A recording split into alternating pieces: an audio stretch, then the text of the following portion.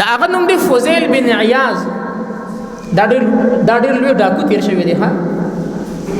فضیل بن عیاض دا ډېر لوی ډاکو د زمانې، او دومره لوی ډاکو چې په لاره به د وجې نه قافلې نه تللی د شپې. دومره لوی ډاکو خلکو به وایي که په لاره ځو بس فضیل هم راټینګوي. د زمانې لوی ډاکو تیر شوی دی، او داسې ډاکو چې خلکو به دوم اورېدو.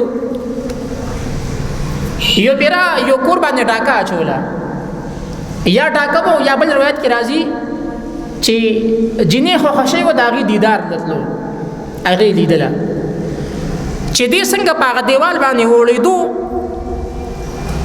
نو دغه وخت کې د یو آیت واورېدو. هغه آیت تاسو ته ما خطبه کې مې وي.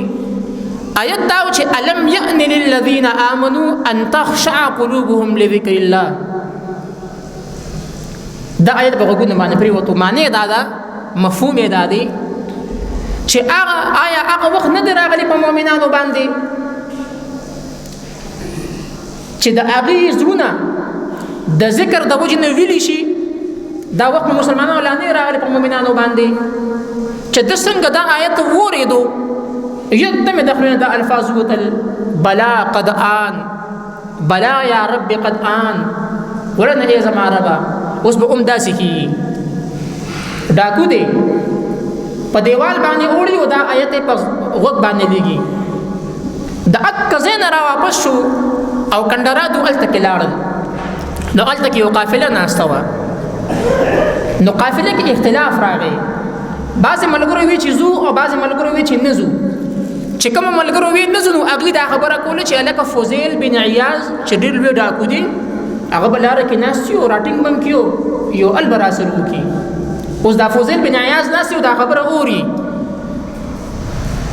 دی خپل ځان ته متوجه شو. دی وی هی فضیله، نن ستا نوم خلک داسې اخلي، ته دومره لوی ډاکو شوې، ته دومره لوی بدنام سړی شوې چې ستا د وجې نه خلک په تکلیف کې دي. دی د هغه کنډر نه ووتو، هغه قافلې ته راغی او اعلان یې وکړو چې ای خلکو خوشحاله شئ، فضیل بن عیاض صحیح توبه وخت کې ده او نن نه بعد به هغه هېڅ قسمه ډاګې نه کوي. روایتو کې راځي، تاریخ لیکلی دي چې هغه فضیل بن عیاض چې څومره ډاکې یې کړې وې هغوی ټولو پسې وګرځېدو او هغوی ټول ته خپل حقونه ادا کړل. او بیا ته الله پاک دومره لوی شخصیت جوړ کو چې هغه ته به امام الحرمین وي. راغی مسجد حرام ته راغلی و، دلته کې بیا تعلیم حاصل کو، تصوف یې وکړو. نو هغه ته بیا خلکو امام الحرمین وي، د حرمینو امام، یو ډاکو او بیا امام الحرمین. او دویم لقب عابد الحرمینو چې د حرمینو د ټول نه لوی عابد، لوی صوفي، لوی فقیر، لوی پیر، عابد الحرمین دی ورته بیا وي. او دومره لوی شخصیت دی الله جوړ کو چې د هارون الرشید بادشاه غونته سړی به راتلو او هغه ته به کېناستو او جړل به ورته چې ما ته نصیحت وکړه. صرف په یو آیت باندې هغه زندګي بدله شوه چې آیا هغه وخت نه دی راغلی چې مؤمنان چې د مؤمنانو زړونه د الله پاک د یاد نه ویلی شي؟ هغه وخت نه راغلی. د دې جواب کوي: بلا یا رب قد آن، ورنه ای اله العالمین اوس هغه وخت راغی.